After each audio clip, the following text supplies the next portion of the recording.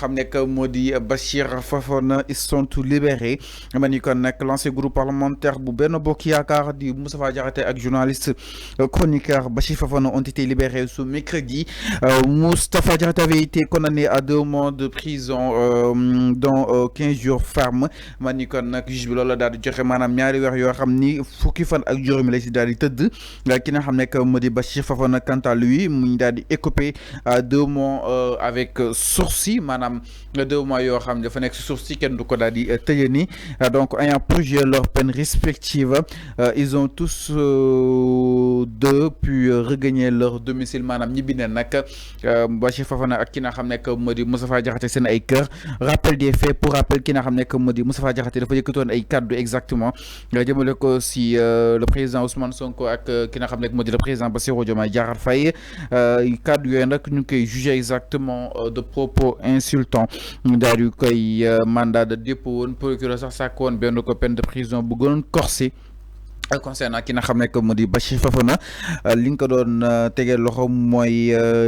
diffuser bi nga xam ni itam def na ko si benn information bu wérul ñeel marché yi nga xam ni itam El Malick Ndiaye ñeel marché oto yi El Malick Ndiaye comme ko jox di Cheikh Gueye entre autres moom Bachir Fofana loolu la daal di xamle woon moo waral li nga xam ne que mu di yoon ak wàllu yoonal daal di koy wóolu moom nag daan nañ ko 2 mois avec sursis pour dire que ñoom ñëpp ñibbi waat neen seen kër mu nekk décision bi xam ni itam yoon ak wàllu yoonal wàccee na ko alors naka na daal di analyser justement par rapport ak ce verdict boo xam ni itam sénégalais ñu ko doon daal di xaar après tant de grève du côté exactement des greffiers.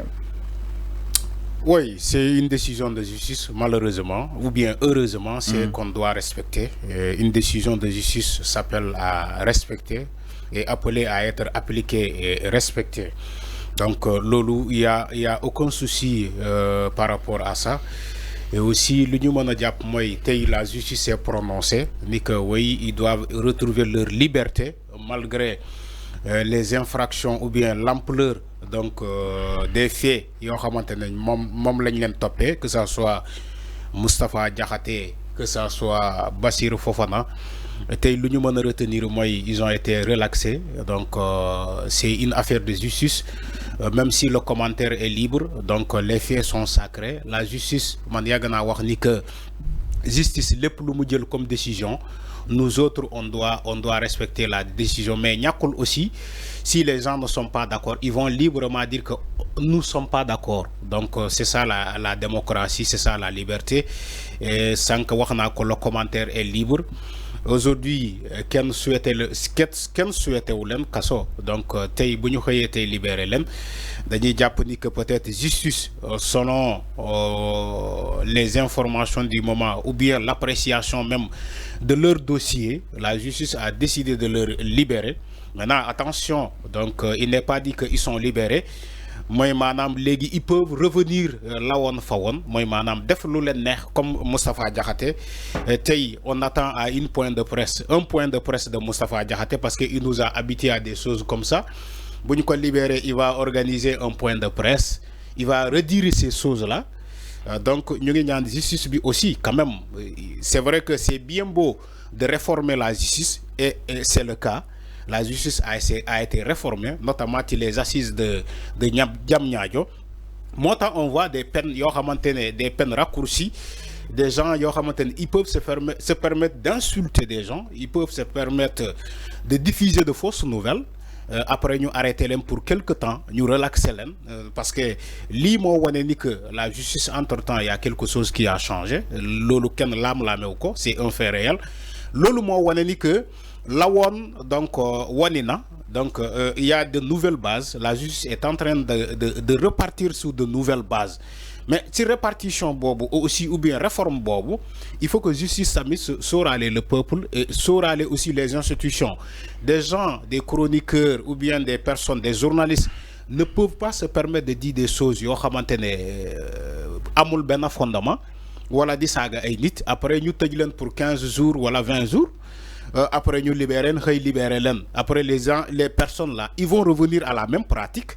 Donc là, il faut que nous alerter justice bi warna mëna xolaat bopam ci loolu bu fekkee da ngay libérer nit il va revenir et insulter encore nga yóbbuwaat ko kaso pour 10 jours nga libérer ko mu ñëwaat insulter waat encore nga yóbbuwaat ko ce marathon là la ñuy ne il faut que justice jël ses responsabilités par rapport à ça.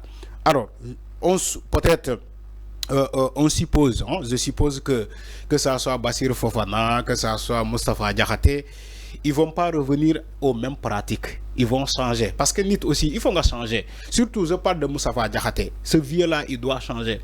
Il ne peut pas continuer d'avoir ce comportement-là. Après, nous, relaxer, relaxer. Il doit changer de comportement, franchement, Moustapha Diakhaté. Mon problème, c'est lui.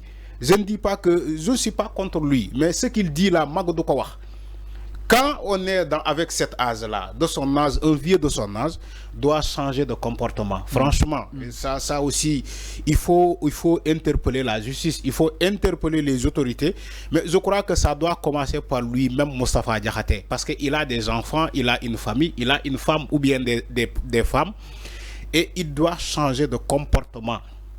Il doit changer de comportement. C'est bien d'opposer. Il doit être un opposant farouche, ça on n'en disconvient pas. Mais s'opposer ne veut pas dire des choses. C'est lui le vieux là qui dit ces choses-là. Franchement, il doit changer. Mais attention aussi, alerte. Il n'est pas dit qu'ils sont relaxés aujourd'hui. Moi, madame, la justice est parée. Parfois, la justice te relaxe, mais moi, tu sais, qu'est-ce que tu vas faire? La première erreur que tu vas faire, la justice dina la won ni que donc yow li ma la bayé da nga japp ni que donc tu peux te permettre de faire ce que tu veux.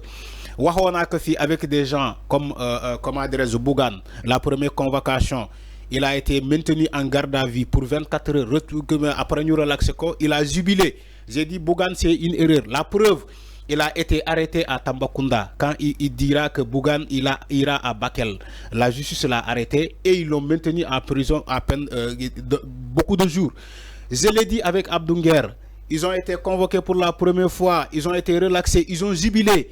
La deuxième convocation, il dit que desalenma agn mangi dem ñëwaat mais ñëwaatuñu depuis bobu. Donc nit war na comprendre justice lu muy doxé. Justice bu la bayé tay, il n'est pas dit que bayé na la, maintenant tu peux te permettre de faire ce que tu veux, le récidivisme, tu es dans ce que tu veux, d'insulter, continuer de diffuser de fausses nouvelles. Lolu boko défé tu es dans une erreur malheureusement.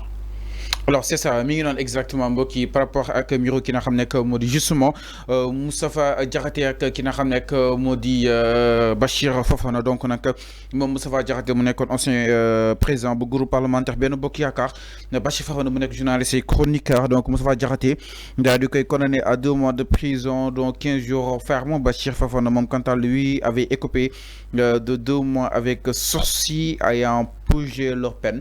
ñom nak delluwaat neen 5 heures yi justement pour rappel DG Moustapha Diakhaté dafa yëkkati ay kàddu jëmale ko wàllu président de la République dem utiliser wàllu Gougnafar ki nga xam nekk moo di Bachir Fofana.